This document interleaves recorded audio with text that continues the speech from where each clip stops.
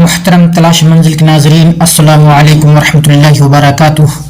آج میں آپ کے سامنے حضرت ابو طلحہ کا جذبہ ایثار کا واقعہ پیش کرنا چاہتا ہوں۔ ایک صحابی حضور صلی اللہ علیہ وسلم کی خدمت میں حاضر ہوئے اور بھوک کی شکایت کی۔ آپ صلی اللہ علیہ وسلم نے ازواج مطہرات کے حجروں پر معلوم کرایا کہ کسی کے یہاں کھانے کو کچھ ہے۔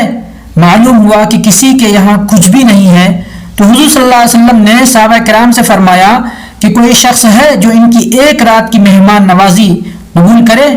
حضرت ابو طلحہ انصاری رضی اللہ تعالیٰ عنہ کھڑے ہوئے اور عرض کیا، یا رسول اللہ صلی اللہ علیہ وسلم، میں مہمان نوازی کراؤں گا۔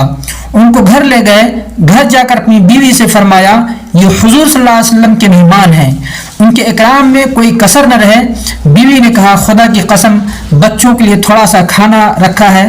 حضرت ابو طلحہ رضی اللہ تعالیٰ عنہ نے فرمایا، تم بچوں کو بہلا کر سلا دو، اور جب سو جائیں تو ہم کھانا لے کر مہمان کے سامنے بیٹھ جائیں گے، اور تم چراغ درست کرنے کے بہانے سے اٹھ کر اسے بجھا دینا، تاکہ مہمان یہ نہ دیکھیں کہ ہم نہیں کھا رہے ہیں، کیونکہ اگر اس کو معلوم ہو گیا کہ نہیں کھا رہے ہیں تو وہ اصرار کرے گا کہ ہم بھی ساتھ کھائیں، اس طرح پھر وہ بھوکا رہ جائے گا۔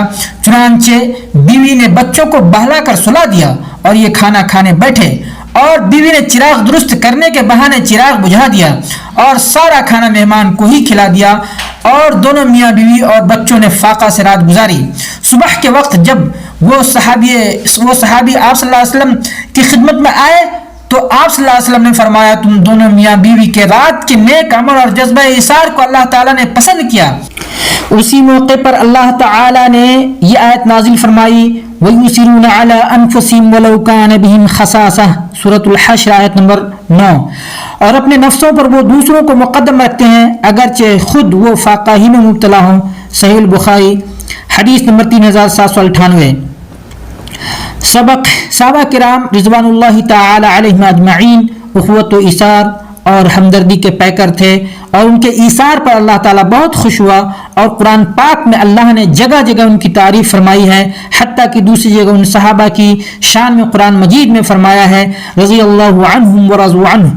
تو اگر کوئی شخص یوں کہے کہ میں صحابہ سے خوش نہیں اور ان کی تعریف نہیں کرتا، تو کیا ایسا شخص گویا یہ نہیں کہہ رہا کہ میں اللہ کی خوشی پر خوش نہیں، اور جس کی اللہ تعریف فرماتا ہے میں اس کی تعریف نہیں کرتا؟ ایسے لوگوں کو اللہ ہدایت دے، آمین۔ کسی نے سچ کہا ہے، بغض و حسد کا حال یہ ہے جل مرے وہیں، بغض و حسد کا حال یہ ہے جل مرے وہیں، دیکھا کسی کا باغ جو پھولا پھلا ہوا۔